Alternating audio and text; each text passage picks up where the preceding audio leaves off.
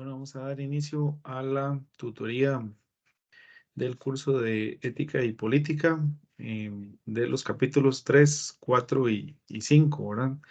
La idea de hoy es que logremos analizar los diferentes capítulos que acontecen, ¿verdad? Los que se les indicó y conozcamos un poco acerca de los autores que describen.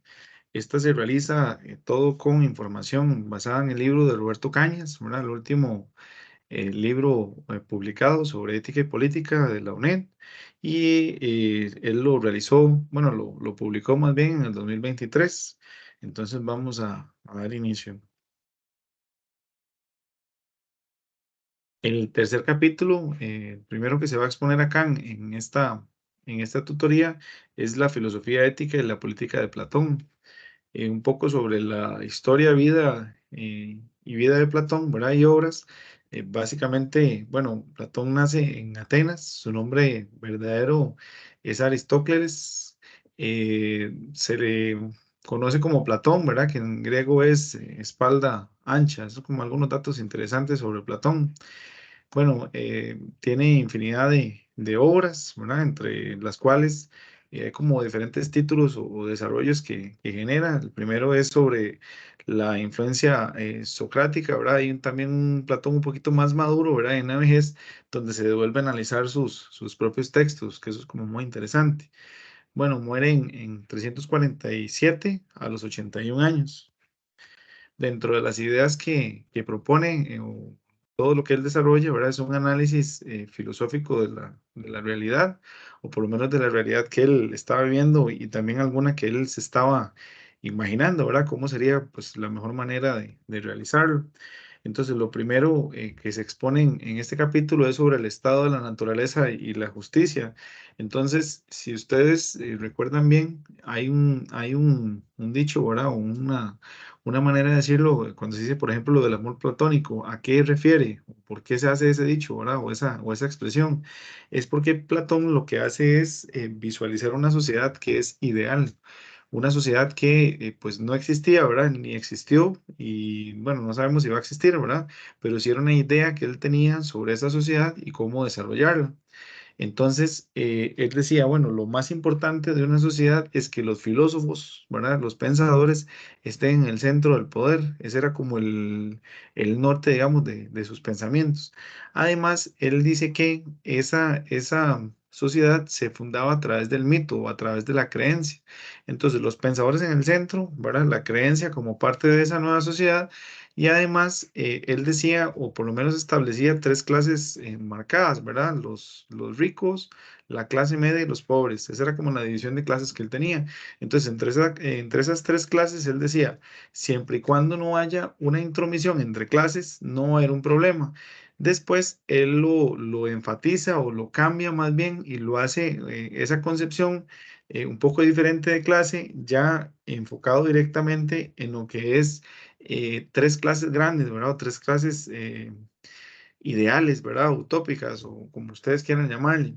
La primera tiene que ver con los gobernantes y los gobernantes filosóficos, ¿verdad? Que es como esa misma dicotomía. Si yo lo veo como ricos, pobres, ¿verdad? Y clase media, entonces los gobernantes filosóficos son aquellos que tienen el conocimiento, ¿verdad? Que están como en el centro, más bien en la pirámide más alta, ¿verdad? Del poder y son aquellos que ejercen por medio del pensamiento y la razón, ¿verdad? La esencia de esta clase o del Estado. Además están los guerreros, que esto es interesante, que son aquellos que van a defender el Estado, la nación, ¿verdad? O la población en general. Y por último están los artesanos, que ahí hay otro elemento todavía más interesante de lo que él pues está planteando o está analizando, que es que la última clase, los artesanos, son aquellos que producen, ¿verdad? Son aquellos que generan todo lo que se necesita para sobrevivir, pero además, que ahí es donde está como la particularidad más interesante, por lo menos para mí, es que si bien es cierto, los gobernantes los gobernantes, ¿verdad? O los filósofos como tal, y también los que tienen el poder bélico de guerra, ¿verdad? Y todo esto, que defienden la ciudad no son los que manejan los bienes materiales, sino serían los artesanos. Entonces se les otorga un poder pues bastante grande. Él dice, al final de cuentas, los filósofos son o sea, un grupo pequeño, los guerreros un grupo totalmente preparado, ¿verdad? Y los artesanos son preparados, pero para construir, para generar materiales, ¿verdad? Y además para distribuir los bienes. Esa es como la sociedad pues que él se imagina. En lo que es el gobierno de Platón, entonces él dice, si yo mantengo a los gobernantes como los filósofos, ¿verdad? Que sería como el centro, ellos van a ser encargados de generar la razón. Entonces lo racional va a ser lo verdadero, ¿verdad? Entonces él empieza a hacer como un análisis, ¿verdad? Y un pensamiento sobre lo que es la relación entre la justicia y la razón.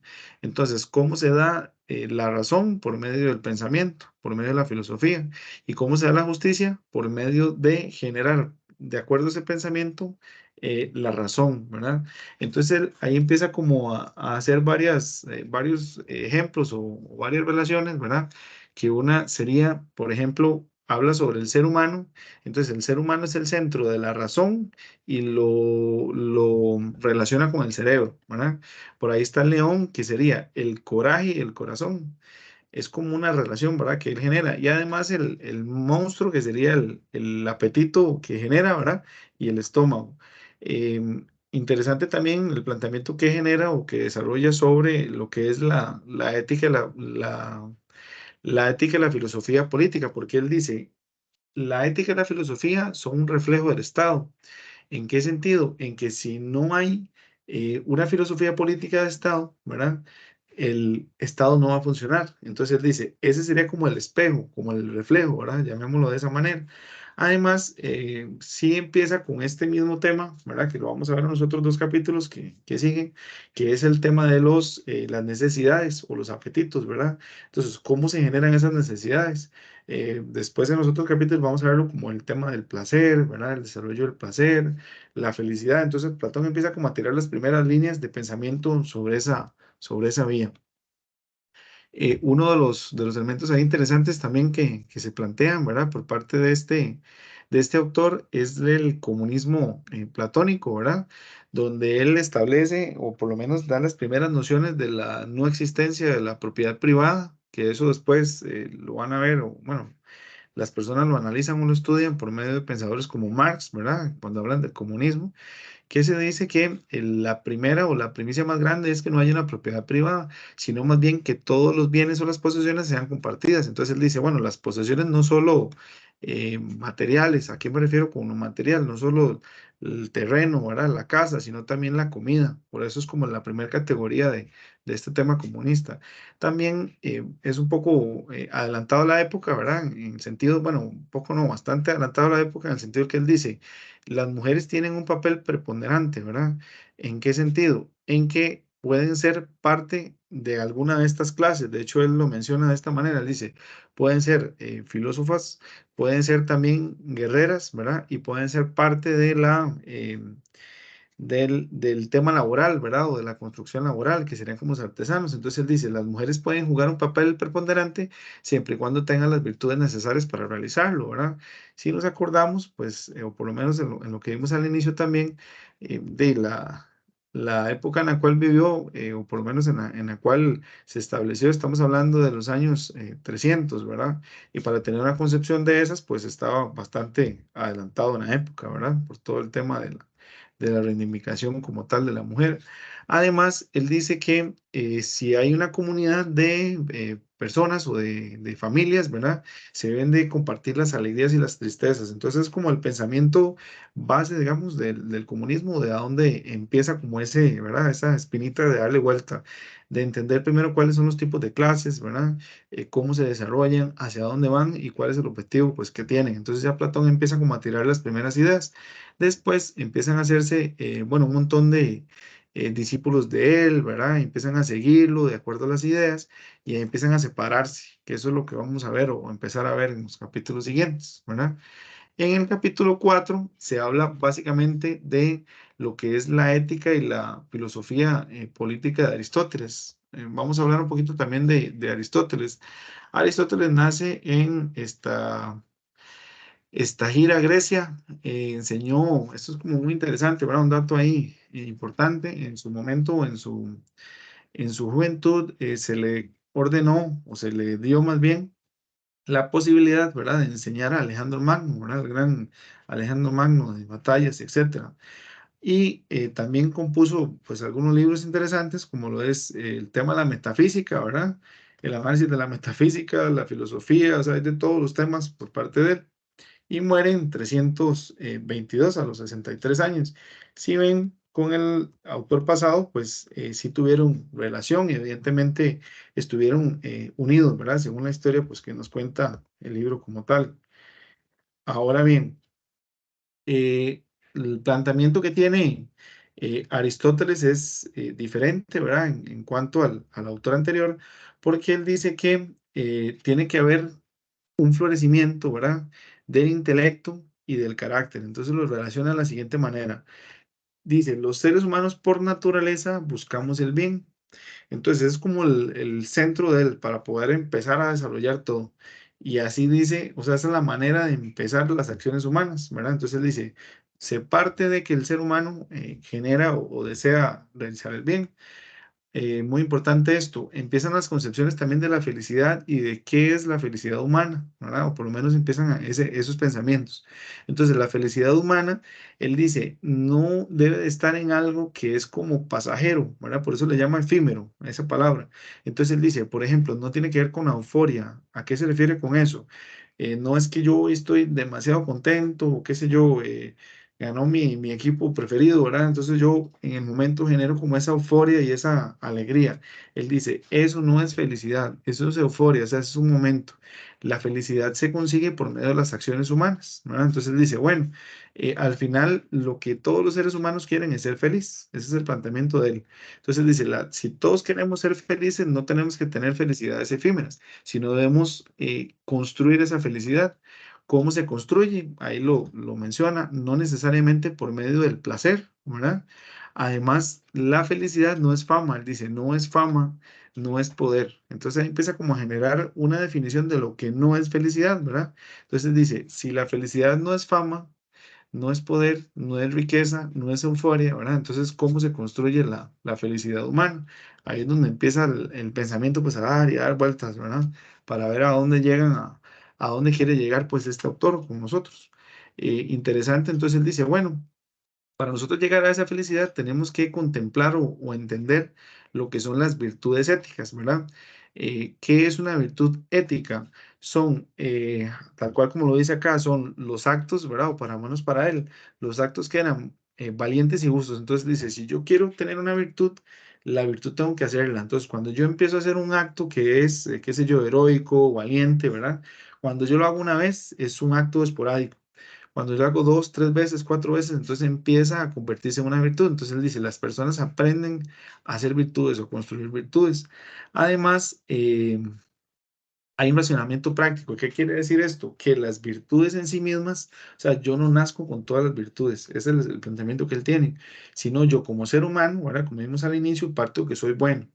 Al ser bueno, tengo virtudes, pero las virtudes se construyen, o sea, las voy generando por medio de las acciones. Entonces él dice, si yo hago dos, tres, cuatro, cinco veces, esa virtud ya es parte de mi personalidad, que es donde viene ¿verdad? Lo que está desarrollando.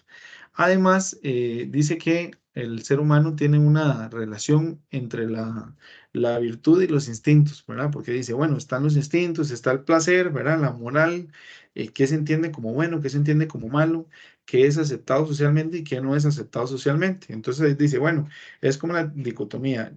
Está la virtud, la construyo por medio de las acciones, si yo son repetitivas, las convierto ya en una virtud, ¿verdad? Y la virtud además tiene que ver con los instintos, que es como me alejo de esos instintos, ¿verdad? Por eso habla de controlar las pasiones. Entonces, si yo logro controlar esas pasiones y esos instintos, entonces llego a tener una mayor virtud, ¿verdad? Entonces ahí es donde va como el desarrollo de planteamiento de este autor. Están las virtudes, son como las virtudes individuales, ¿verdad? Están las virtudes también intelectuales, que es como el desarrollo de la razón crítica. ¿A qué se refiere esto, verdad? El pensamiento de cómo razonar, cómo entender la realidad que lo rodea, ¿verdad? y cómo esa se interpreta esa realidad. ¿En qué sentido? ¿En qué es correcto o qué no es correcto? ¿O qué nos establece qué es correcto y qué no? ¿Qué es lo moralmente correcto y lo no moralmente correcto? ¿Verdad? Entonces, él dice, en sí, ¿verdad? La definición o el centro de de lo que es la razón, ¿verdad? Es entender la facultad que tiene el ser humano para especular, o sea, para pensar, para decir qué pasará si, ¿verdad? ¿Qué ocurrirá si? Por ejemplo, lo que nos veíamos en el autor del capítulo pasado, ¿verdad? Cuando él empieza a idealizar y él dice, bueno, ¿qué pasaría si, por ejemplo, todos los seres humanos compartieran toda la comida? ¿Qué pasaría si hubiera solo una clase que controle todo el dinero, ¿verdad? A nivel o el poder o los materiales y logre distribuirlos entre todos? Entonces ahí es donde él dice, ¿qué es la razón o cuál es la explicación de la razón? Es la capacidad que tiene el ser humano para lograr especular, ¿verdad? Entonces ahí empieza a generar relaciones, por eso los puse aquí de color. Entonces la razón práctica tiene que ver con el alma y la razón. ¿Por qué? Porque tiene que ver con cómo yo interpreto la realidad por medio de vamos a ver, de mi ser, ¿verdad? De mis virtudes y cómo veo yo esa realidad. Pero además está la capacidad de pensar, ¿verdad? De ver cómo razonar, cómo pensar y cómo especular algo diferente. Entonces él dice, lo correcto y lo correcto tiene que ver también con la sabiduría y la filosofía. ¿Por qué? Porque si yo tengo sabiduría, tengo virtud, ¿verdad? Y logro entender o interpretar por medio de la razón. Además está, bueno, la definición de ética de él, que él dice, si yo tengo la ética, tiene que ver directamente con lo que es la felicidad. ¿Por qué? Porque si yo soy un ser humano lleno de virtudes, ¿verdad? Que es como él las llamo. Entonces, al ser un ser humano lleno de virtudes, y soy feliz, porque si recordamos la felicidad, ¿verdad? No tenía que ver con el dinero, no tenía que ver con las posesiones materiales, ¿verdad? Que era lo que exponíamos anteriormente, y más bien tiene que ver con ese crecer individualmente, ¿verdad? Pero crecer individualmente dentro de una sociedad que le da sentido, pues, a la realidad. Entonces él dice, si yo tengo una ética y soy feliz, ¿verdad? Entonces estoy más cerca de la divinidad. Eso es como el ser supremo, ¿verdad? Dios o como se quiera, pues analizar en esa manera. Eh, Viene también la exposición de lo que son la filosofía política, ¿verdad? Y las formas del Estado. Entonces él dice, eh, el Estado en sí mismo, ¿verdad? Eso es como, todo lo que vimos anteriormente es como la concepción de la parte individual y social que expone el autor. Entonces él dice, bueno, tengo que tener la parte individual y la parte social para construirla dentro de un Estado, ¿verdad? Entonces él dice, sin ética no hay, ¿verdad? No hay desarrollo del Estado. Ya vimos que la ética tiene que ver con las virtudes, la parte individual, etcétera. La política tiene que ver también con la razón. ¿Por qué tiene que ver con la razón? Porque es la manera de especular, de pensar, de ir más allá. Y además él dice, bueno, si está el tema político, ¿verdad? Que es el del control, del dominio, del manejar, del estar, también está lo que es la filosofía humana. Entonces él dice, si bien es cierto, necesitamos, ¿verdad? Que era muy parecido a la idea que tenía hecho el autor anterior, en el sentido que dice, la principal clase o la clase central deberían ser los filósofos, ¿verdad? Entonces va como muy ligado, si bien es una interpretación también o un análisis de las ideas, ¿verdad? Donde van un poquito más allá, como yendo a analizar un poco más a detalle. Entonces él dice, este es un concepto ahí un poco, pues, extraño, digamos, en el inicio, pero después ya uno empieza como a hilar, porque él dice, ¿cómo surge el estado y la ciudad, ¿verdad? Entonces, primero, aquí viene como la definición, eh, el ser humano, o sea, como tal, pertenece a una comunidad política. Eso es lo que él dice. Entonces, si yo, como ser humano, pertenezco, bueno, vamos a un ejemplo más sencillo, digamos, acá en Costa Rica. Entonces yo digo, bueno, yo como ser humano pertenezco a el barrio tal, ¿verdad? Entonces el barrio, qué sé yo, el barrio central de, no sé, de San José. Entonces digo, ok, si yo pertenezco a ese barrio central de San José, pertenezco a la cultura política de San José. ¿Por qué? Porque tengo que votar por el municipio de San José. Entonces de ahí dice, bueno, todo ser humano, uno solo, ¿verdad? Pertenece a una comunidad política. Entonces, esa comunidad política hace que yo genere vínculos sociales. ¿Por qué? Porque yo tengo una familia a la cual pertenezco, a la cual estoy. Entonces, él dice, bueno, está el individuo, ¿verdad? La comunidad política, después brinca las tribus, que las tribus él lo dice como el montón de gente, ¿verdad? Un montón de grupos. Entonces yo lo podría traer a colación, digamos, a la realidad nacional. Entonces vuelvo al ejemplo. Yo como ser humano, ¿verdad? Pertenezco a una familia. Esa familia pertenece a un cantón, ¿verdad? O a un barrio grandote, ¿verdad? Y ese barrio grandote pertenece también a un distrito. Entonces yo digo, bueno, por ejemplo, si yo voy a una elección municipal, entonces yo soy una persona sola o individual, que es lo que él dice, paso a ser esa persona individual como parte de mi eje político, si yo voy a votar, ¿verdad? O voy por lo menos a ejercer el voto. Y además yo pertenezco a una tribu, que es una tribu, todos los que votamos por el mismo partido, por ejemplo. Y además de eso, entonces él dice, bueno, después de eso está la ciudad. Entonces, después de la tribu está la ciudad. ¿Por qué? Porque la ciudad ya sería el conglomerado de personas entera, ¿verdad? Que llega a formar parte de este proceso.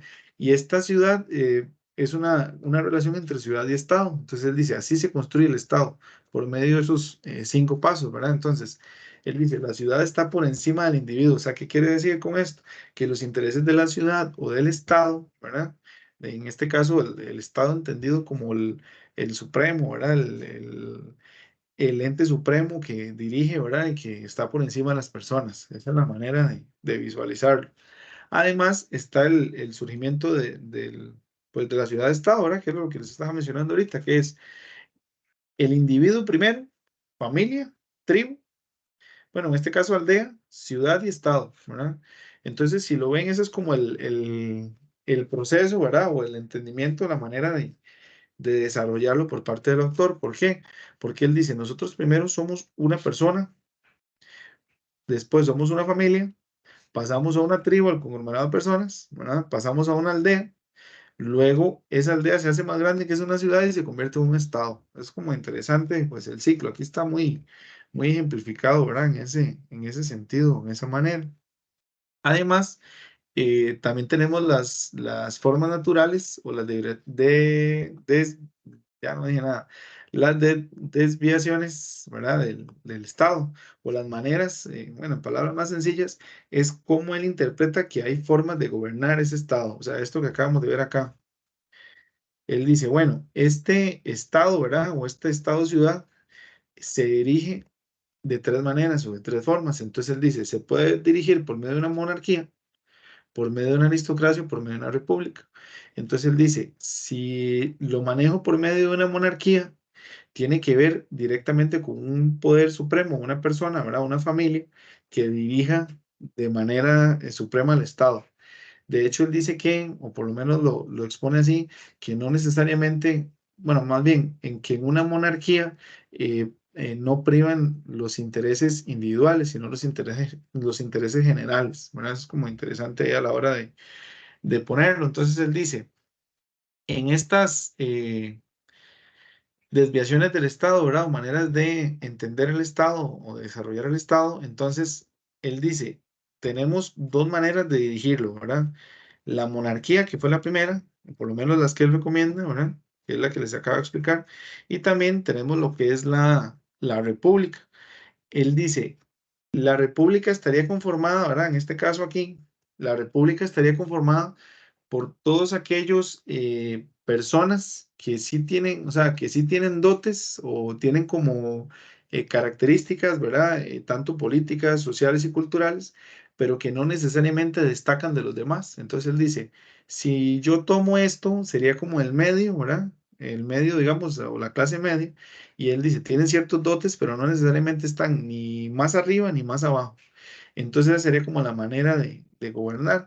Ahora bien, lo que es la república es interesante porque, digamos, en el autor o en el desarrollo pues, que él genera, la república, él dice, tiene que ver con la democracia. La democracia, para él, sería otorgarle poder a las personas que no deberían de tenerlo. Entonces él dice, por ejemplo, si yo le otorgo poder a una persona muy pobre, entonces lo que hace es transformar ese poder porque él quiere subir. Si le doy el poder a una persona más rica, entonces quiero tener más poder o más fuerza o más dinero.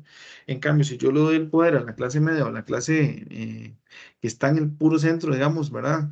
Si yo le doy el poder a esas personas, no tienen las habilidades necesarias para no querer necesariamente y ambicionar ni querer bajar. Entonces, por eso es que él lo plantea de esa manera.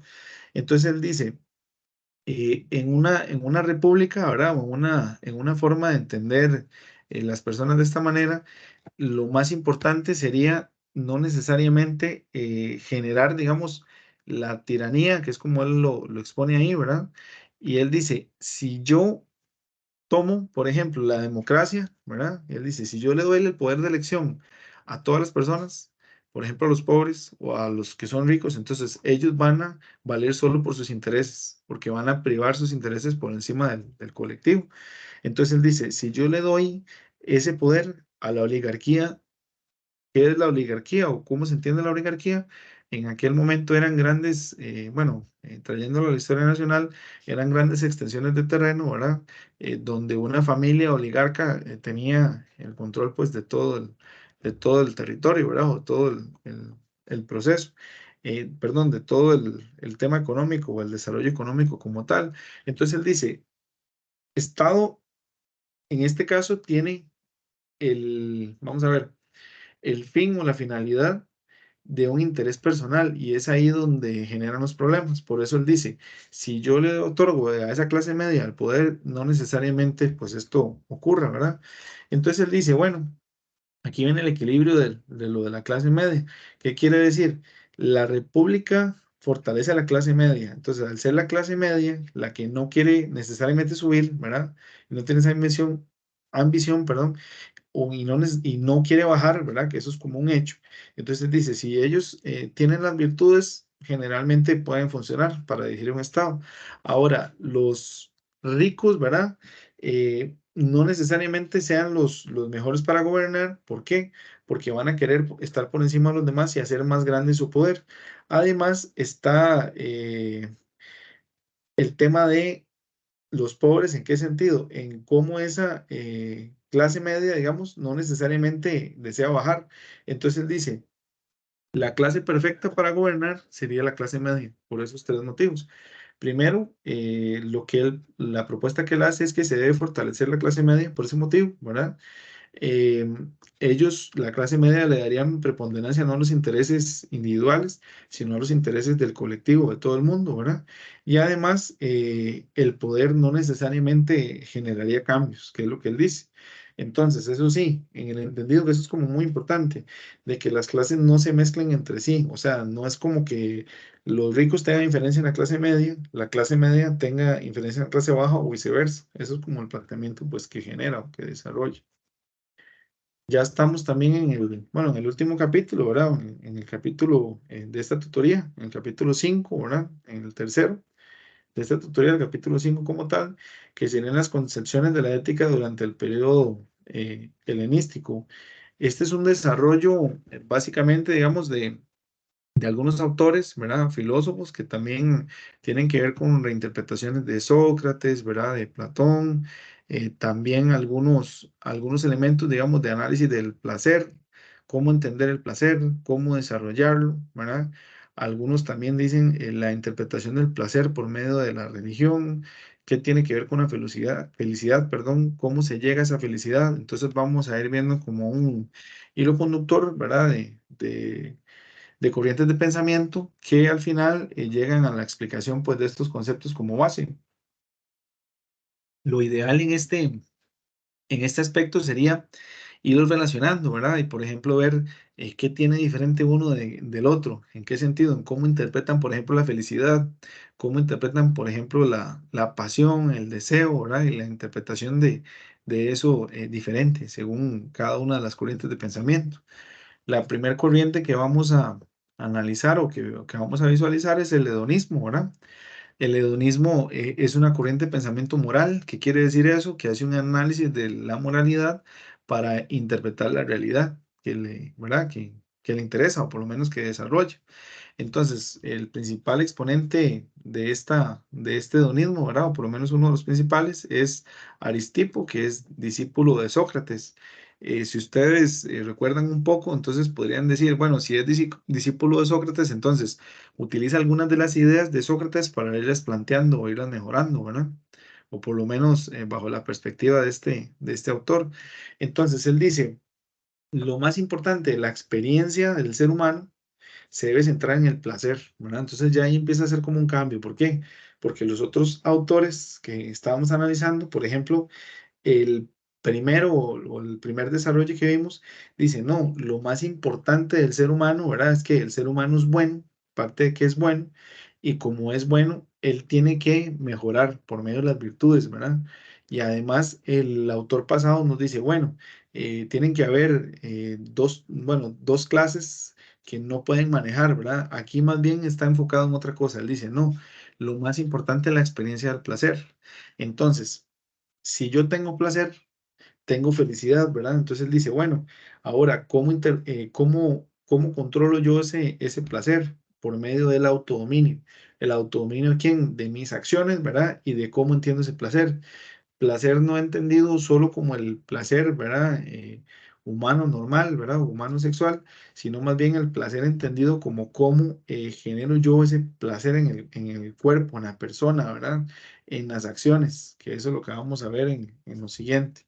Entonces, por ejemplo, la filosofía hedonista, ¿verdad? La explicación hedonista de Aristipo es interesante, ¿verdad? Porque él dice que si yo quiero ser una persona feliz, no debe haber ninguna relación con la investigación. O sea, si yo empiezo a investigar, empiezo a pensar, si recuerdan en los dos anteriores autores, que es como interesante hacer ahí la relación, si, bueno, uno de los autores planteaba la definición de la razón, ¿verdad? Y decía que la definición de la razón tiene que ver con aquello que me genera a mí el poder pensar, ¿verdad? Ir más allá y además de poder pensar, especular. En el cambio de este autor dice, no, eso para mí no existe, es todo lo opuesto a la felicidad tiene que ver con la investigación. Entonces la investigación, el pensar, el razonar no tiene que ver con esto. Entonces él dice, bueno, el placer tiene que ver con el placer corporal, ¿verdad? Además, no necesariamente son como los placeres desenfrenados, ¿verdad? Sino él dice, no, si bien es cierto, tenemos que tener placer, los placeres tienen que ser controlados también. Además, un elemento interesante, él dice, el placer es todo aquello que esté sintiendo o que la persona sintió en el momento, ¿verdad? Eso es como interesante. Él dice, todo lo opuesto al placer tiene que ver con el dolor y el rechazo. Entonces, si ven, es como una cadena, ¿verdad? Porque él dice, bueno, lo más importante en este caso es el placer corporal. El placer corporal, o por lo menos el placer en general, genera o da la felicidad, ¿verdad? Y él dice, bueno, pero hay que controlar los placeres. Pero todo lo opuesto a los placeres es el dolor y el rechazo. Entonces él dice, bueno, ahora bien, ¿cómo entiende él los placeres? Él dice, bueno, para que sea un placer, no necesariamente tiene que haber una noción de lo socialmente aceptable. ¿En qué sentido? Por ejemplo, ¿qué es lo moral o lo inmoral para este autor? Lo que la sociedad acepte o no acepte. Entonces él dice, si yo verdaderamente quiero disfrutar del placer, no necesariamente tengo que estar acorde a lo que la sociedad interprete, o sea, lo que diga que es bueno o es malo. Entonces él dice, el placer se disfruta en el momento. Esto es como interesante, ¿en qué sentido? En que los otros autores tienen una interpretación diferente. Él dice, no, el placer se vive en el momento, ¿verdad? Es disfrutar eso. Si yo recurro al pasado, ya el placer no tiene relación, o sea, no sería placer y no da felicidad. Entonces, para él es el pasado algo que no es importante y el presente como lo más importante del placer, ¿verdad? Entonces él dice, no hay una objetividad del placer. ¿Qué quiere decir esto? Hay dos conceptos, bueno, que se trabajan en toda esta parte social, ¿verdad? Y filosófica, de interpretación, que es lo objetivo y lo subjetivo.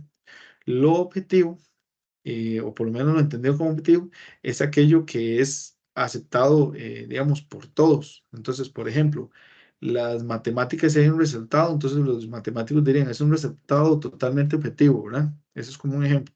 La subjetividad es lo que yo interpreto o entiendo o siento de una acción. Entonces yo podría decirle al matemático, bajo la subjetividad, no necesariamente el número que usted puso es objetivo. Entonces preguntaría por qué. ¿Por qué no es objetivo? Porque usted eligió hacer esa fórmula. Entonces la capacidad de elegir es cómo yo, ¿verdad? Interpreto esa fórmula para dar un resultado. Entonces, él dice, no hay una objetividad del placer. ¿Qué quiere decir con eso? Que si yo como ser humano, por ejemplo, yo como ser humano pienso que eso está mal, puede ser que un ser humano en otro país, ¿verdad? En Oriente, por ejemplo, o en Occidente, perdón, o en Oriente, no necesariamente tengan la misma interpretación. Entonces, por ejemplo, él dice, si el placer genera, ¿verdad? Si a mí me genera placer, lo importante es que a mí como individuo, como persona, me genere placer, no lo que la otra persona entienda del placer, o lo que me quiera decir del placer, o lo que quiera interpretar del placer. Entonces, por eso él dice, eso hay como que eliminarlo, ¿verdad? O no está, o no debería estar. Además, él dice, la virtud, él la explica como la noción de agenciar los placeres. ¿Qué quiere decir eso? Eh, el virtuoso para él o la virtuosa para él es la persona que llega a generar sus placeres y disfrutar los placeres en el momento. Esa es la virtud para él. A diferencia de la virtud pasada, ¿verdad? O por lo menos en la definición del autor anterior, que decía que la virtud tenía que ver con una acción que era recurrente, ¿verdad? Y que tenía que ver con algo heroico, algo valiente. Él dice, no, la virtud es generar placer y agendarme esos placeres, ¿verdad? O por lo menos generarlos, agenciar, perdón. Él dice, si lo más importante del ser humano, ¿verdad? Es la parte del placer, entonces lo que debe de rehuirse, ¿verdad? O tener muchísimo cuidado es las pasiones sin control, ¿verdad? O las pasiones enfrenadas y además la vida sin pasión. O sea, si hay un ser humano que tiene estos dos elementos, para él está perdido. Eso es como importante también de mencionar. Después, nosotros hacemos una un virus, ¿verdad? Otro de los autores que hace esto, o sea, una misma interpretación o reinterpretación, ¿verdad? De todo este tema filosófico, que hablamos del placer, de la felicidad, de la acción en sí. Él dice, o Epicuro, que la persona que sea sabia no es la persona que sea sabia de cabeza. ¿En qué sentido? De que diga, bueno, es la que más conoce, ¿verdad? Es la que más conocimiento tiene. Eso no es un sabio para él, sino el sabio es aquella persona que sabe o que puede generarse a sí mismo placer, ¿verdad? O que puede agenciar, perdón, el placer. Entonces él dice, la felicidad es igual al placer del alma. Es como una frase interesante. ¿Qué quiere decir? Que si el alma tiene placer, entonces yo tengo felicidad. Es como la posición pues que tiene. Ese tema de la investigación diferente a la felicidad también tiene esa concepción de que si yo investigo, la felicidad no es parte, digamos, o no genera ningún contenido, ¿verdad? O ningún elemento. Además, él dice, hay placeres no naturales que no son, se hace como una diferencia de placeres o una definición de placeres o una caracterización sería una categorización de placeres. Entonces él dice, los placeres no naturales son aquellos como la fama, el dinero y el poder, ¿verdad? Que son placeres que son adquiridos por el ser humano. Y si yo busco esos placeres, estoy en todo lo incorrecto. Él dice más bien que se debe disfrutar de la serenidad, de la paz y la tranquilidad, ¿verdad? Que es como lo que expone y además él dice que la política daña al ser humano. ¿En qué sentido?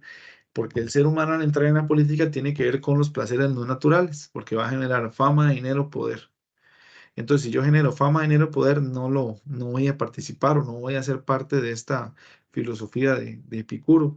Entonces él dice, yo nunca voy a participar en una actividad política, ¿verdad? Un puesto político como tal, porque la persona se corrompe si entra a un puesto político. Es la posición pues que genera. Entonces, bajo esa percepción de diferentes maneras de clasificar o de categorizar los placeres, ¿verdad? Están los placeres, como vemos ahora, los placeres no necesarios, ¿verdad? Están los placeres naturales, no naturales ni necesarios, por ejemplo, los que acabamos de ver, el poder, la fama, el dinero, ¿verdad?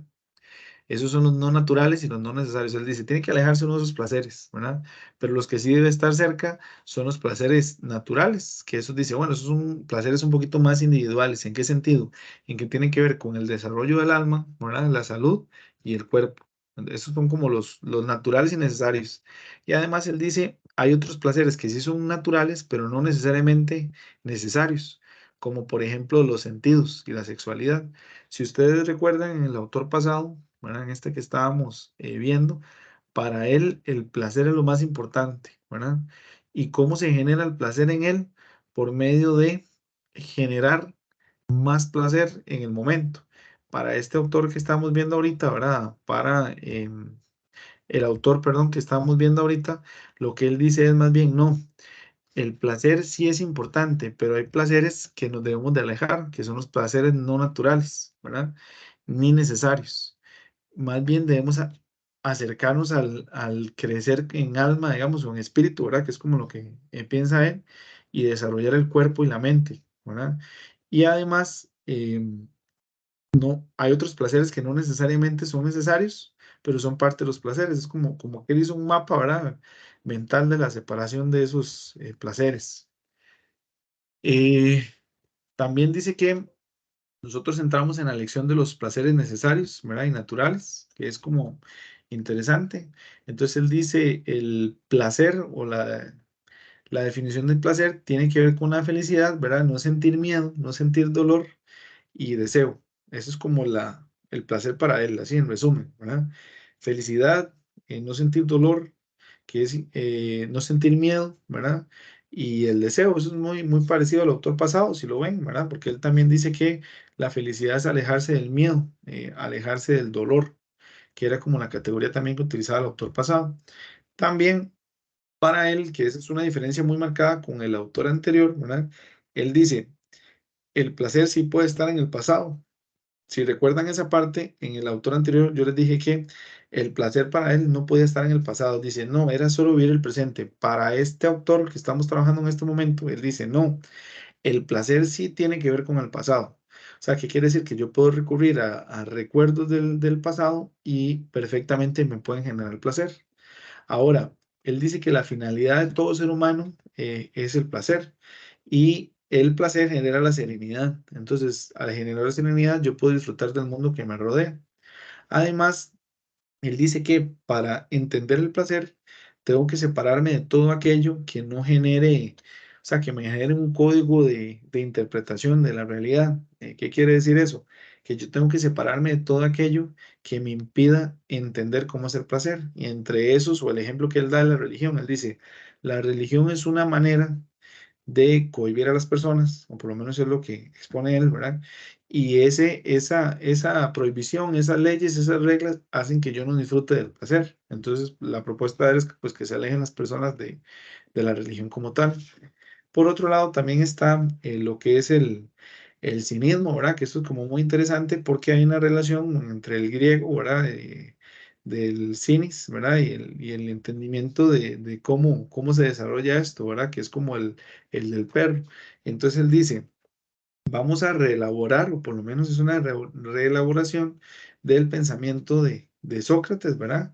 Y él dice, lo más importante en toda esta relación es la mente humana. Entonces, las virtudes, generar más virtudes es el fin de la mente humana. Si ven, ahí está la misma relación de Sócrates, ¿verdad? En un inicio que vimos, ¿por qué? Porque si hay una virtud, ¿verdad? La virtud se hace más grande. Entonces, para estos autores es lo mismo, en ese sentido.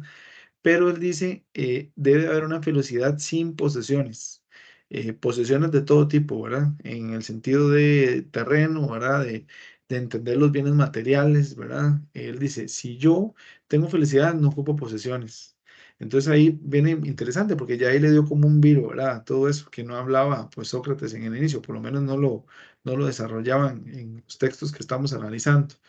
Dice, el aprendizaje y el erotismo no son necesarios, ¿verdad? Para el cinismo. Entonces él dice, no, yo no tengo nada que aprender porque para mí el aprendizaje no es funcional. Cosa que es interesante, ¿verdad? Porque es una manera de ver las cosas, pero al final de cuentas es una corriente de pensamiento que también evoca al aprendizaje, ¿verdad? Pero bueno, ya eso es otra cosa. Y además él dice, lo erótico, ¿verdad? El placer no tiene que ver nada con la virtud humana, o por lo menos es la exposición que genera. Y él dice, si yo tengo la virtud, ¿verdad? Y la desarrollo, voy a generar felicidad. Además, más bien, él dice, no, se deben de combatir los placeres. Ya el placer no sería lo más importante, sino más bien hay que combatirlos, ¿verdad? Entonces, dentro de estos autores o por lo menos personas que desarrollan estos temas, está Diógenes, ¿verdad? Que es otro cinista, ¿verdad? Otro desarrollo de este mismo cinismo, ¿verdad? O esta corriente también de pensamiento. Entonces él dice, tenemos que despreciar el entendimiento social de las personas. ¿En qué sentido? En lo que se entienda sobre mí, ¿verdad? Entonces yo digo, no. Si eso es una apariencia, yo tengo que deshacerme de eso, ¿verdad? También hace cuestionamientos fuertes hacia el matrimonio. De hecho, en la historia pues, que se cuenta ahí en el libro, habla también de la austeridad que tiene, o el culto a la austeridad, como usar ropa vieja, ¿verdad? Usar ropa sucia, no tener que ver nada con lo material, ¿verdad? No o sea, desprenderse de toda esa parte material como tal. Y él dice la libertad es lo más importante, o es el tesoro más grande del ser humano. Además, cuando dice ahí, busca derrumbar la formalidad social, ¿en qué sentido? En toda la interpretación que se tiene del ser humano. ¿Por qué motivo? Porque al final de cuentas, si uno se traslada pues en el tiempo, ¿verdad? Esto ha pasado siempre, porque hay una interpretación social de lo bueno y de lo malo, de lo correcto y de lo que no es correcto. Puede ser, por ejemplo, que en una guerra sea correcto matar, ¿verdad? O por lo menos es el mandato que se genera. Y si yo mato fuera de una guerra, no es correcto. Entonces él dice, bajo esa perspectiva, si yo tengo que alejarme de la interpretación social, tengo que hacerlo, ¿verdad? Porque si no, no logro pues vivir con paz o con tranquilidad y llegar a la felicidad. Además está el último de los autores ahí, o el último de los, ¿verdad? De los desarrollos que se hacen en el libro, que es el estoicismo, ¿verdad? De Zenón, que él empieza a hacer como, o sea, como a tirar algunas ideas ahí, pues un poco a veces hay que darle un poquito de mente, ¿verdad? Para llegarle en el sentido a qué se refiere o a qué quiere llegar. Entonces, por ejemplo, bueno, acá está como un resumen, ¿verdad? De cada una de esas ideas. Entonces, importante o interesante es para él la importancia de la virtud es llenar el alma, o sea, como hacerla, hacer más grande, ¿verdad? El sentimiento y decir, bueno, el alma va creciendo de acuerdo a la virtud, ¿verdad? Entonces, la finalidad del ser humano, igual que el autor anterior, no es el placer, sino de generar virtud. Entonces, si la virtud se genera, el alma crece, ¿verdad? O se hace más fuerte. Además, él dice, la virtud es totalmente diferente al vicio, ¿verdad? Ahí está como mal esas dos, pero bueno o sea, los dos símbolos como tal. La virtud es totalmente diferente al vicio, ¿verdad? Y los bienes totalmente diferente a los males. Entonces, es como una dicotomía o una relación que se genera, ¿verdad? Entonces se dice, todos los males tienen que ver con los vicios, ¿verdad? O sea, todo lo que es los males tiene que ver con los vicios. Entonces, por eso él dice aquí, lo moral, o sea, hay como una definición de dos partes grandes, lo moral y lo físico, ¿verdad? Y además de eso, está la parte del destino. Entonces él dice, la vida de los seres humanos se basa en esas tres cosas, en lo moral, en lo físico y en el destino. Lo moral tiene que ver con lo que son los bienes y los males, ¿verdad? Los males tienen que ver con lo que son los vicios, ¿verdad? Y los bienes con lo que son las virtudes, ¿ok? Entonces voy de nuevo para hacerlo más despacio. Lo moral, ¿verdad? Tiene que ver con una forma de interpretar la realidad donde están los bienes y los males. Los bienes tienen que ver con las virtudes y los males tienen que ver con los vicios, ¿verdad? Eso es como la manera de entender lo moral para Zenón, para el autor Zenón. Lo físico tiene que ver con las cosas indiferentes, ¿verdad? O todo aquello, por ejemplo, que pasa por el azar. Entonces dice, no necesariamente yo voy a ser feliz, no voy a ser feliz si no ocurre todo lo que tiene que, o todo lo que yo pienso que vaya a ocurrir. Entonces dice, hay una parte del destino, ¿verdad? Una parte de que no se entiende de esa manera. Entonces él dice, las personas que son libres o la libertad, ¿verdad? bueno, ahí está mal escrito. La libertad como tal es una aceptación del destino, de lo que va a pasar, de lo que va a ocurrir. Entonces ahí está como la dicotomía, lo moral, lo físico, ¿verdad? Y también la libertad y la felicidad. Es como interesante pues en este autor. Además, hay una definición ahí de la parte ética, ¿verdad? Que son como los análisis o desarrollos como tal que propone este autor. Entonces, está también, él dice, hace una definición de la ética como tal, ¿verdad? Y bajo esta misma apreciación. Entonces, la ética es proceder con los bienes. ¿Qué quiere decir eso? Hacer más grandes los bienes, ¿verdad? O las virtudes y rechazar todo lo que son los males. Entonces, si me devuelvo a la pasada de nuevo, si me devuelvo a la pasada de nuevo, entonces yo digo, ok, lo moral tiene que ver con los bienes y los males. Entonces nos dice, bueno, si lo moral tiene que ver con los bienes y los males, la ética tiene que ver con tener los bienes, ¿verdad? ¿Qué son los bienes? Las virtudes. ¿Y qué son los males? Los vicios, ok. Él dice, hay una única ética para toda la humanidad. Esa expresión es fuertísima, ¿verdad? Porque imagínense lo que es entender que hay una sola ética para toda la humanidad, pero bueno, es parte de lo que desarrolla. Él dice, la sabiduría está relacionada directamente con la libertad. ¿Qué quiere decir esto? Que la libertad es la expresión más grande de las virtudes, ¿verdad? Entonces, la persona que es libre tiene esa sabiduría de la virtud como tal. Él dice, bueno, la felicidad es el fin del ser humano como tal, ¿verdad? También parte de la virtud, que eso es como interesante, que tiene que ver con el destino, es aceptar lo que venga, o sea, como lo que vaya a ocurrir. Entonces dice, no es necesariamente decir, bueno, es un no virtuoso, ¿verdad? Una persona que no tiene la virtud, si no ocurrió lo que él pues esperaba o pensaba.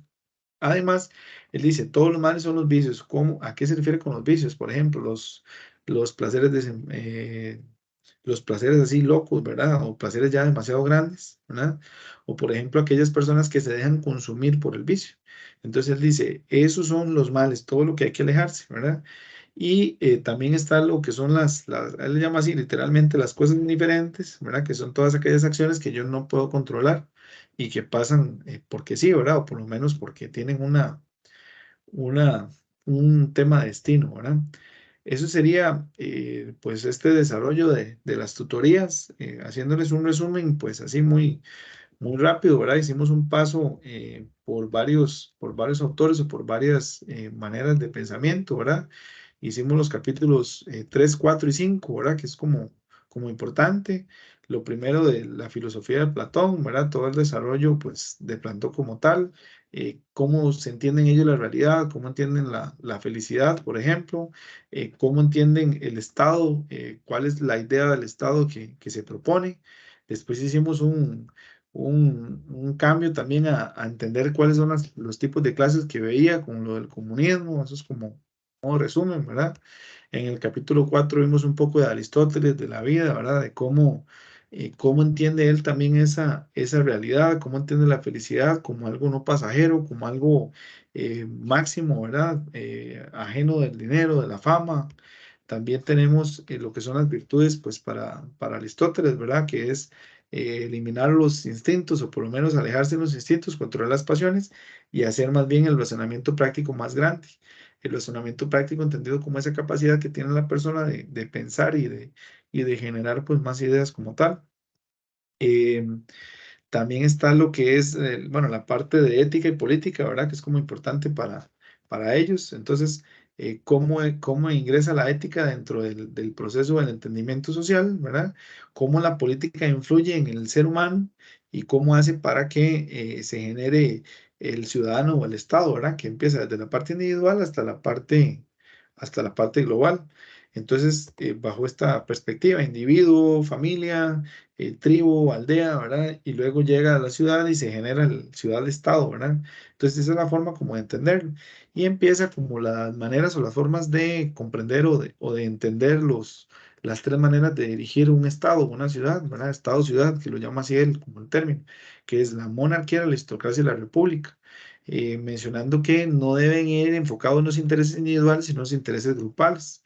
Entonces dice que si yo estoy enfocado en los intereses individuales, es cuando el Estado no funciona, ¿verdad? O no genera. Además, habla de fortalecer la clase media porque para él es la clase más importante dentro del análisis de su pensamiento, como la república como tal. Además, ya vamos como por ¿verdad? El capítulo 5 es como un resumen así bastante rápido, ¿verdad?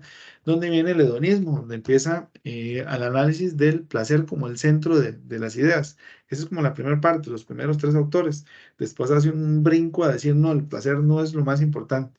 Pero en el caso del hedonismo sí, discípulo de Aristóteles, ¿verdad? Que tiene que ver con la felicidad, el autodominio, el conocimiento, también tiene que ver con eh, la noción del placer puro, ¿verdad? O esa noción del placer fuerte, ¿verdad? Interesante como tal. Y además, él dice, no hay objetividad en el placer. ¿Qué quiere decir eso? No hay un entendimiento del placer como algo socialmente aceptable, ¿verdad? Que eso es como muy importante. Además, él dice, el placer se vive en el momento, ¿verdad? En el momento que está ocurriendo, en la parte que está ocurriendo, ¿verdad? Y él dice, la noción de lo moral y lo inmoral no necesariamente tiene que ver, o sea, yo no tengo que dejarme por eso, sino más bien tengo que agenciar la mayor cantidad de placeres que pueda para poderlos desarrollar, ¿verdad? Y por eso, pero además él dice, bueno, sí, si bien es cierto, el placer es lo más importante, hay que reír de las pasiones y la vida sin pasión, es como interesante. También está el otro pensamiento, ¿verdad? De Epicuro, que él dice que la felicidad tiene que ver más bien con el crecimiento del alma, el disfrute de la serenidad, ¿verdad? Alejarse de los placeres efímeros, ¿verdad? O los placeres no naturales, como la fama, el dinero. De hecho, hace como una relación entre estos placeres, ¿verdad? Los temas naturales, no naturales, ¿verdad? Él dice no necesarios, eso es como las tres categorías que usa. Entonces él dice la fama, el dinero, el poder son no necesarios, tengo que alejarme de eso. También están los que son placeres naturales, pero no necesarios, por ejemplo, la parte sexual, ¿verdad? Los sentidos. Y la otra que él dice, esa es la más importante o la más grande de todas, la más importante para él, que serían lo que es la salud del cuerpo y del alma, ¿verdad? Que son los placeres naturales y necesarios. También está la elección de placeres, que es como una definición, ¿verdad? De cada uno de los temas del placer, ¿verdad? Donde el placer es entendido como aquello que no genera dolor, ¿verdad? Que no genera angustia, que tiene que ver directamente con la felicidad y que no tiene miedo dentro de ese placer. Eh, para él el placer sí puede estar en el pasado, a diferencia del autor anterior. También tiene que ver con la serenidad del alma, de cómo entiende un alma, ¿verdad? Y cómo desarrollo pues esa manera de entender o de interpretar la realidad. Después viene el cinismo, ¿verdad? La relación de el cinismo, por lo menos un poco de la historia del cinismo, desarrollando la mente humana, diciendo que la virtud es el fin último de la mente, o sea, yo estoy enfocado como ser humano para ellos, ¿verdad? En generar las virtudes y hacerlas más grandes. Y la felicidad no tiene que ver directamente con las posesiones, ¿verdad? Interesante, porque en eso, al ser una reinterpretación de Sócrates, pues genera la misma idea, o por lo menos la desarrolla en este sentido. También la separación del placer o del erotismo, dice que no es como lo más necesario, más bien hay que combatirlos y sería el fin último del ser humano generarlos, ¿verdad? O desarrollarlos. Diógenes como cinista, en resumen, también lo que busca es derrumbar la interpretación social, ¿verdad? Que se genera sobre todas las acciones del ser humano. También ve la libertad como un tesoro, como la parte más importante. Dice que la libertad se alcanza por medio de la felicidad, cuestiona elementos como el matrimonio, ¿verdad? El entendimiento social. También dice que en el mundo austero o en la vida austera es que se genera ese placer y esa felicidad. Y bueno, por último, las ideas expuestas por Zenón, ¿verdad? Donde se dice que hay dos elementos cruciales, lo moral y lo físico, ¿verdad? Y también están todo el tema de la libertad y el entendimiento de la felicidad. Entonces, lo moral entendido como aquello que son los bienes y los males, ¿verdad? Los males, entendido como todo lo que tiene que ver con los vicios, ¿verdad? Los bienes, todo lo que tiene que ver con las virtudes y el desarrollo de las virtudes, y también cómo se alcanza la felicidad por medio de la virtud. Y por último, pues la parte, digamos, de la interpretación de la ética, donde él dice, la ética es generar las virtudes, ¿verdad? Rechazar los males y también generar esa dicotomía como ser humano, de entender que hay un destino, que el destino pasa, ¿verdad? No necesariamente lo controlamos, pero según ese destino igual podemos ser felices. Entonces, básicamente ese es como todo el desarrollo pues de los tres capítulos. Espero pues que haya sido bastante efectivo para ustedes, ¿verdad? Y vamos a terminar la tutoría pues acá. Agradecerles de antemano pues que revisen esta tutoría y esperamos que les sirva pues bastante, ¿verdad? Para todo el desarrollo del trabajo.